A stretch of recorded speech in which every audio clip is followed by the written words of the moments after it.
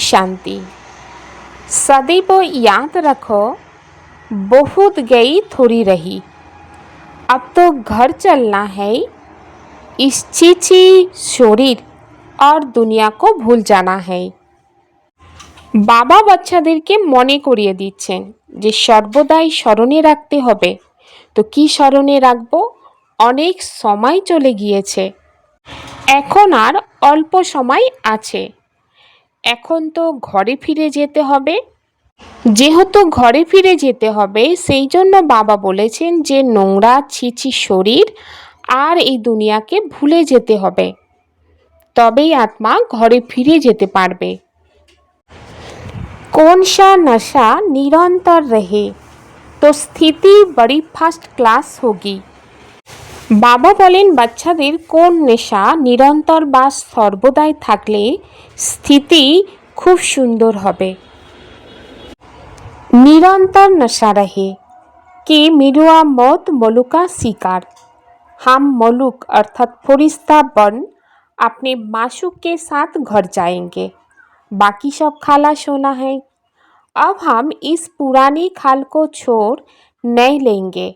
ये ज्ञान सारा बुद्धि में टपकता रहे तो अपार खुशी रहेगी। स्थिति फास्ट क्लास बन जाएगी।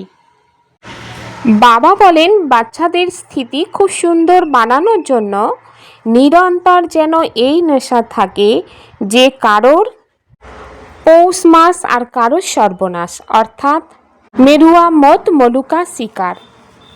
আমরা আত্মারা মলুক অর্থাৎ ফরিস্তা হয়ে আমার প্রিয়তমের সাথে অর্থাৎ বাবার সাথে ঘরে ফিরে যাব। বাকি সব কিছুই কিন্তু বিনাশ হয়ে যাবে। এখন আমরা এই পুরানো শরীরকে ছেড়ে নূতন শরীর নেব। এই জ্ঞান সারা দিন বুদ্ধিতে যেন আসতে থাকে, তাহলে অসীম খুশি থাকবে আর স্থিতি ফার্স্ট ক্লাস হয়ে যাবে। বাবা বলেন যে বাচ্চারা অতীন্দ্রিয় সুখময় জীবনে এসে এই কথা বলছেন যে বেহদের বাবা এসে গিয়েছে। তো কিসের জন্য এসেছে? এই পতিত দুনিয়াকে বদলে বা পরিবর্তন করে পাবন দুনিয়া বানানোর জন্য। বাবা বলছেন যে পাবন দুনিয়া কত বড় হবে এবং পতিত দুনিয়া কত বড়। তো এটা তোমরা যে বাচ্চা তোমাদের বুদ্ধিতে আছে। এখানে অর্থাৎ এই পতিত দুনিয়াতে কত কোটি মানব আছে। একেই পতিত ভ্রষ্টাচারী দুনিয়া বলা হয়।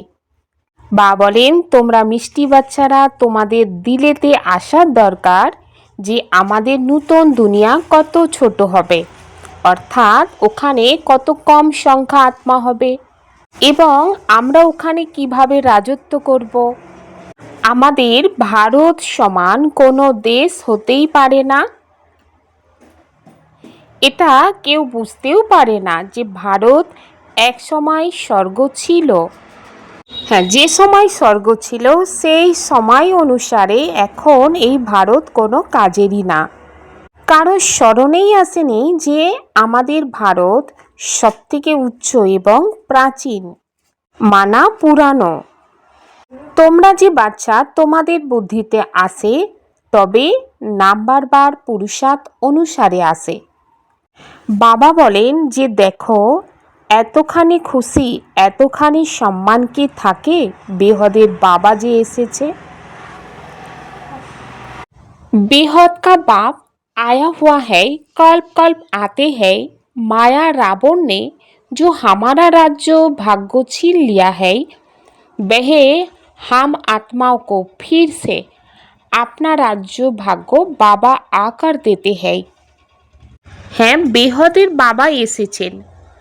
কল্পকল্পে বাবা আসেন, এসে কি করেন? মায়া রাবণ যে আমাদের রাজ্যভাগ্য ছিনিয়ে নিয়েছিল, তো বাবা এসে ফিরে আমাদেরকে সেই রাজ্যভাগ্য ফিরিয়ে দেন। এমন নয় যে কোনো লড়াই করে ছিনিয়ে নেওয়া হচ্ছে, না। রাবণ রাজ্যে আমাদের মতো ভ্রষ্টাচারী হয়ে যায়, শ্রেষ্ঠাচারী থেকে আমরা ভ্রষ্টাচারী হয়ে যাই। দুনিয়া দেখো কত বৃদ্ধি হয়ে গিয়েছে। আমাদের ভারত দেশ কত ছোট ছিল। স্বর্গতে কত সুখী থাকতে হিরে জহরতির মহল হবে, সেখানে রাবণ হবে না। এই জন্য বাবা বলেন, বাচ্চারা তোমাদের বুদ্ধিতে কত খুশি থাকা দরকার, অতীন্দ্রিয় সুখে থাকা চাই। এর জন্য কি করতে হবে? বাবা বলেন দেহি অভিমানী ভও, অর্থাৎ দেহের ভান থেকে মুক্ত হয়ে নিজেকে আত্মিক স্থিতিতে স্থির করতে হবে। দেহ অভিমান ভাঙার জন্য বাবা বলেছিলেন যে, তো কি বলেছিলেন? বাবা বলেছিলেন 108টা তালি দেয়া কাপড় পরিধান করতে হবে, তবেই দেহের অভিমান কাটবে। বাবা এর স্বার্থে এটাও বলেছেন, যদিও ধনী ব্যক্তিদের সাথে জহুরিদের সাথে সম্পর্ক রয়েছে, সে নেশা ভাঙবে কিভাবে? দেহি অভিমানী হতে হবে বাচ্চাদের। আমি হলাম আত্মা, এটা তো হলো পুরানো শরীর। তো এই শরীরকে ছেড়ে নূতন ফার্স্ট ক্লাস শরীর নিতে হবে। এর জন্য বাবা উদাহরণ দিয়ে বাচ্চাদেরকে বলেন, সাপ তো একটা খোলস ছেড়ে দ্বিতীয়টা নিয়ে নেয়। তো বাচ্চারা, তোমাদের বুদ্ধিতে জ্ঞান আছে, তো কি জ্ঞান আছে? এই পুরানো খোলস ছেড়ে আমরা আর একটা নূতন নেব, অর্থাৎ পুরানো শরীরকে ছেড়ে নূতন শরীর প্রাপ্ত করব। এই সমস্ত জ্ঞান বাচ্চারা তোমাদের বুদ্ধিতে আসতেই হবে, কারণ এটা তো হলো ছি নোংরা দুনিয়া। একে দেখেও বুদ্ধির দ্বারাই বাচ্চাদের ভুলতে হবে। আমরা এখন যাত্রা করছি, তো কি যাত্রা করছি? আমরা অর্থাৎ আত্মা যাত্রা করছে বুদ্ধি দিয়ে। তো বুদ্ধির যোগের আধারে ঘরের দিকে যাচ্ছে। অভ্যাস তো করতে হবে। এই শরীর পুরানো হয়ে গিয়েছে, দুনিয়াও পুরানো হয়ে গিয়েছে। বাবা বলেন, এখন এই দেহ এবং দেহের সম্বন্ধকে ত্যাগ করে ঘরে যেতে হবে। এর জন্য অন্তরের খুশি থাকা দরকার। এখন আমরা পুনরায় বাড়ি ফিরে যাচ্ছি, অর্থাৎ পরমধামে যাচ্ছি। বুদ্ধির যোগ সেখানে লাগাতে হবে। পরমধামে পরমাত্মার সাথে বুদ্ধির যোগ লাগাতে হবে এবং একে অপরকে, পরস্পরকে এটাই শোনাতে হবে যে মনমনা ভও। এটা অনেক শক্তিশালী মন্ত্র। এটা গীতার মধ্যেই আছে। মানব তো গীতা পড়ে, গীতা যদিও অনেকে পড়ে, কিন্তু অর্থ কেউ বুঝতে পারে না। যেরকম অন্যান্য শাস্ত্র ইত্যাদি পড়ে, এই রকম পড়ে নেয়। এটা কারোর বুদ্ধিতে আসে না মনমনা ভবের অর্থ আসলে কি। তো বাবা বলেন, তোমরা তো ভবিষ্যতের জন্য রাজযোগ শিখছ, অনেক সময় অতিবাহিত হয়ে গিয়েছে। সেই হিসাবে এখন কিন্তু অল্প সময়, অবশিষ্ট কিছু সময় বেঁচে আছে। এই রকমভাবে নিজেকে আনন্দে আর খুশিতে রাখতে হবে। এই সব কিছুই তো বিনাশ হয়ে যাবে। আমরা আত্মারা ফরিস্তা হয়ে নিজের ঘরে ফিরে যাব।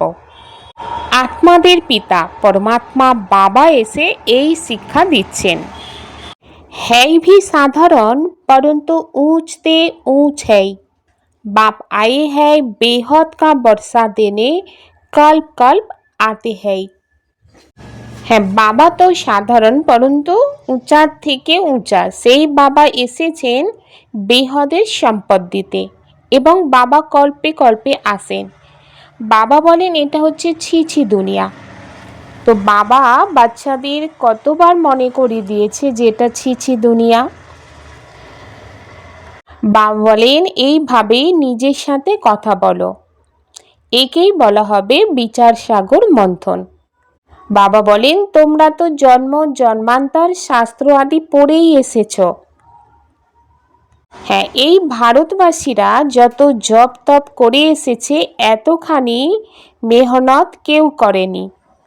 বাবা বলেন এই সৃষ্টিতে যারা প্রথমে এসেছে তারা যতখানি ভক্তি করেছে সেই হিসাবে জ্ঞান যোগে তিখা যাবে, সেই আত্মারা প্রথম নাম্বারেই আসবে।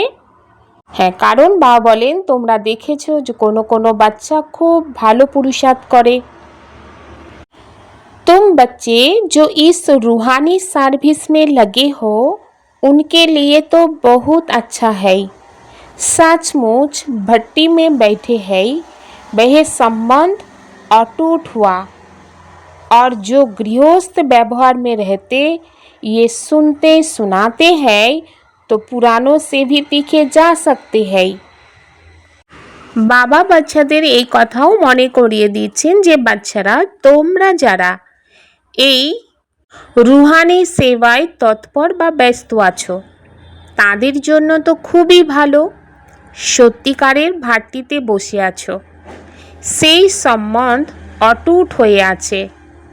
আর যারা গৃহস্থ ব্যবহারে থাকে এই জ্ঞান শুনতে এবং শোনাতে থাকে তারা পুরানোদের থেকেও অতি তীব্র বেগে যায়। দেখা যায় যে নতুন যারা আসছে তারা দ্রুত উন্নতি করে এগিয়ে যায়। বাবা বলেন এখন তোমাদের এটা হলো ছাত্র জীবন, তো ছাত্র জীবনে খুব মনোযোগ সহকারে পড়াশোনা করতে হয় আর বাবা শ্রীমত অনুসারেই চলতে হয়। হ্যাঁ, ঘর সংসারে বা গৃহস্থ ব্যবহারের থেকেও সাথে সাথে এই কোর্স করতে পারবে। তোমাদের কোর্স হলো গৃহস্থ ব্যবহারে থেকে এই পড়াশোনা করা। এই ক্ষেত্রে কন্যাদের খুব দ্রুত এগিয়ে যেতে হবে। কন্যাদের কারণেই কানাই বা গোপাল নাম গায়া হয়ে থাকে। আছে তো গোপও, কেননা পবিত্রী মার্গে আছে, তাই না? গোপ মানে ভাইরাও আছে। বাবা বলেন তোমরা তো সত্য যুগের দেবী দেবতা ধর্মের ছিলে। এই লক্ষ্মী নারায়ণও পবিত্রী মার্গে রাজ্য করেছিল, অর্থাৎ সংসারে থেকেই রাজ্য করেছিল। এই জ্ঞান তোমাদের বুদ্ধিতে আসা চাই যে আমরা কি হতে চলেছি। এটা বারবার বুদ্ধিতে টাচিং করাতে হবে যে আমরা কি হতে চলেছি। দেবতারা কত ফার্স্ট ক্লাস হয়, তাদের কাছে গিয়ে মহিমা গাই তুমি সর্বগুণ সম্পন্ন, 16 কলা সম্পন্ন, আর আমরা হলাম পাপী, ছল কপটি, নীচ। আমি নির্গুণ হারে, আমার মধ্যে কোনো গুণ নেই। এখন এই ক্ষেত্রে ভগবানের দয়া আসে না বা কৃপা করে না। বাস্তবে দয়া বা কৃপা নিজের ওপর নিজেকেই করতে হবে। তো কিভাবে করবে? বাবা যে শ্রীমত দিচ্ছে এই শ্রীমতকে যত ফলো করবে, নিজের জীবনকে শ্রীমত অনুসারে পরিচালনা করবে, তো অটোমেটিক্যাল নিজের ওপর দয়া বা ক্ষমা করা হবে বা কৃপা করা হবে। বাবা বলেন তোমরা তো দেবতা ছিলে, এখন কি হয়েছ নিজেকে দেখো আর পুনরায় পুরুষার্থ করে দেবতা হও, अर्थात सैम থেকে सुंदर হয়ে যাও। भक्ति मार्ग में कहते हैं मरते थे, फलाने की कृपा हुई तो बच गई उनकी आशीर्वाद से। महानात्मा आदि के हाथ पकड़कर कहेंगे आपकी आशीर्वाद चाहिए, यहाँ तो पढ़ाई है। ভক্তি মার্গে এই কথা বলে যে মারা যাচ্ছিলাম, অমুকের কৃপায় বেঁচে গিয়েছি তার আশীর্বাদের কারণে। মহানাত্মা ইত্যাদিদের কাছে হাত জোড়ো করে বলে আপনার আশীর্বাদ চাই। কিন্তু বাবা কি বলেন, এখানে তো হলো পড়াশোনা, কৃপা ইত্যাদির কোনো কথাই নেই। মনমনা ভবের অর্থ আছে। মন্ত্র তো অনেক দিয়েছে, অনেক প্রকারের হঠযোগ শেখায়, প্রত্যেকের শিক্ষার ধরন। বাবা বলেন মন্ত্র তো অনেক দিয়েছে, অনেক প্রকারের হঠযোগ শেখায়, প্রত্যেকের শিক্ষার ধরন আলাদা আলাদা হয়ে থাকে। হঠযোগের স্যাম্পেল দেখতে হলে তো জয়পুরের মিউজিয়ামে গিয়ে দেখো, এখানে তো কতই না আরামে বসে আছো, বুদ্ধিতে আছে আমাদেরকে পুনরায় বাবা রাজ্য প্রদান করছেন। বাবা বলেন এখন হলো কলিযুগ, আর কলিযুগ সম্পন্ন হলে ভক্তিও সম্পূর্ণ হবে। এখন তো মানুষের বৃদ্ধি কতই না হয়ে গিয়েছে। ভারতের ধরিত্রী বৃদ্ধি হয় না, ধরিত্রী সেটাই থাকে, শুধু মানবের সংখ্যা কম বেশি হয়। সেখানে মানব খুব কম হবে, দুনিয়া তো একটাই থাকবে, দুনিয়া কখনো ছোট হয়ে যাবে না। তাই বাচ্চারা তোমাদেরকে খুবই খুশিতে থাকতে হবে। কারণ কি?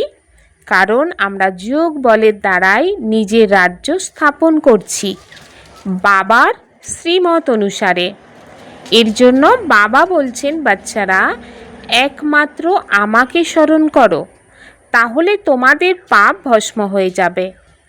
আত্মাতে খাদ পড়ে আছে, তাই না? শুধু বলে যে সত রজ তম, এটাই দেখা যায় না। বাবা বলেন দুনিয়ার মানব এটা মনে করে যে গঙ্গায় স্নান করলে সত প্রধান হয়ে যাবে, কিন্তু এটা তো সম্ভব নয়। গঙ্গাতে তো মানব প্রতিদিনই স্নান করতে থাকে। কোনো কোনো আত্মা তো দৃঢ়তার সাথে এই নিয়ম পালন করে। অনেকে ক্যানেলে গিয়ে স্নান করে থাকে, তাতে কি সত্যিই পাবন হয়েছে? তো বাবা এর জন্য বাচ্চাদেরকে বলছেন যে এই নিয়ম রাখো যে আমরা প্রতিদিন নিরন্তর বাবাকে স্মরণ করব, স্মরণে স্নান বা যাত্রা করব, জ্ঞান স্নান করাতে থাকো, যোগের যাত্রা শেখাতে থাকো। বাবা জ্ঞান প্রদান করেন, এতে যোগের জ্ঞান, সৃষ্টি চক্রের জ্ঞান আছে। এর জন্য বাবা বলেন শাস্ত্রের জ্ঞান তো অনেকেই দিয়ে থাকে, কিন্তু যোগ সম্বন্ধে কিছুই জানে না। হঠ যোগ বুঝে নিয়েছে। যোগ আশ্রম তো অনেকের আছে, মনমনা ভবের মন্ত্র দিয়ে দিয়ে, কিন্তু এক বাবা ছাড়া কোনো মানবের কাছে এই জ্ঞান নেই। এখন 84 জন্মের চক্র সম্পন্ন হয়েছে, পুনরায় নতুন দুনিয়া হবে। तुम बच्चों को बड़ी भारी सर्विस करनी है। प्रदर्शनी ढेर जहाँ तहाँ होती रहेगी, सेंटर्स बहुत वृद्धि को पाएंगे। सबके पास बाप का पैगाम जाना है। বাবা বলেন তোমরা যে বাচ্চা, তোমাদের অনেক বড় সেবা করতে হবে। প্রদর্শনী অনেক, এখানে ওখানে এই সেবা করতে হবে, সেন্টারের বৃদ্ধিও হবে। গ্রামে গ্রামে গিয়ে সেবা করতে হবে, ঘরে ঘরে প্রদর্শনী লাগাতে হবে। সকল আত্মার কাছে বাবার পরিচয় পৌঁছে দিতে হবে। এর জন্য বাবা বলেন বাচ্চারা তোমাদের অনেক বড় সেবা করতে হবে। বাবার কথা শোনার সময় ভালো তো লাগে, তারপরে ভুলে যায়। এই জন্য বাবা বলেন ভালো ভালো পয়েন্ট ধারণ করতে হবে, আর ধারণ করলেই তবেই সার্ভিস ভালোভাবে করতে পারবে। কিন্তু সমস্ত পয়েন্ট কারোর ধারণা হয় না, এই সব কিছু বুদ্ধিতে রাখতে হবে। এর জন্য বাবা বলেন তোমাদের একটু পরিশ্রম করতে হবে এবং খুশিতেও থাকতে হবে। যে আত্মারা ভালোভাবে পড়াশোনা করে তাদের লক্ষ্য বুদ্ধিতে স্মরণে থাকে। আমরা পড়াশোনা করছি ভবিষ্যতের জন্য। পড়াশোনা ভালো করে করলে ভালোভাবে राजगद्दी बसते पारबे। अतीन्द्रिय सुख का अनुभव करने के लिए देह के भान को तोड़ने का पुरुषार्थ करना है। अब वापिस घर जाना है, इसलिए बुद्धि योग घर से लगा रहे। अतीन्द्रिय सुखेर अनुभव करार जन्य देह अभिमान के त्याग करार पुरुषार्थ करते हबे। এখন বাড়ি ফিরে যেতে হবে।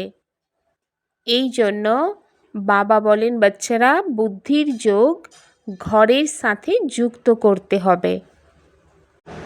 गृहस्थ व्यवहार में रहते पढ़ाई भी पढ़नी है, डबल कोर्स उठाना है। ज्ञान का स्नान और याद की यात्रा करनी और करानी है। গৃহস্থ ব্যবহারে থেকে পড়াশোনা পড়তে হবে, ডবল কোর্স করতে হবে, জ্ঞানের স্নান আর স্মরণের যাত্রা করতে হবে এবং অন্যদেরকেও করাতে হবে।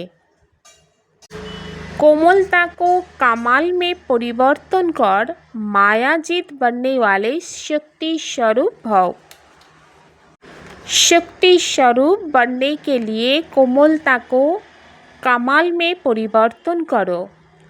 सिर्फ स्वयं के संस्कारों को परिवर्तन करने में कोमल बनो, कर्म में कभी कोमल नहीं बनना।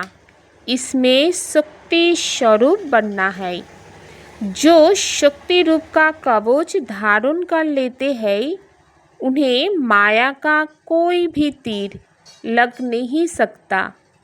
इसलिए आपके चेहरे नयन चैन से कोमलता के बजाय शक्ति रूप दिखाई दे, तब मायाजीत बन पास विद ऑनर का सर्टिफिकेट ले सकेंगे। बाबा बोलें बच्चेरा কোমলতাকে কামালের পরিবর্তন করতে হবে, তারই আধারে মায়াজিত হওয়ার শক্তির স্বরূপ হতে হবে। শক্তির স্বরূপ হওয়ার জন্য কোমলতাকে কামালে পরিবর্তন করো। কেবলমাত্র নিজের সংস্কারগুলিকে পরিবর্তন করাতে কোমল হও, কর্মে কখনো কোমল হবে না। এতে শক্তিরূপ হতেই হবে।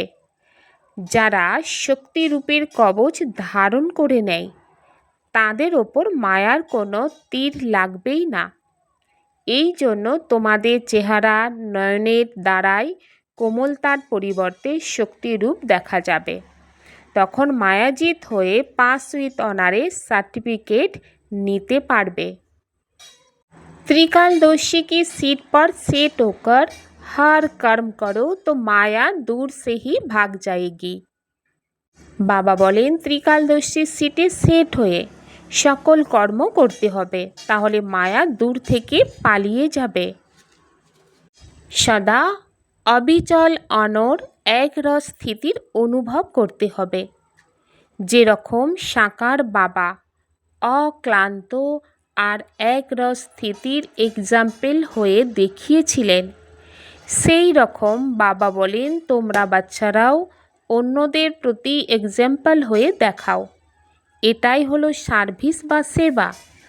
সার্ভিস কেবল বাণীর দ্বারাই হয় না, স্থিতির দ্বারাও সার্ভিস হয়।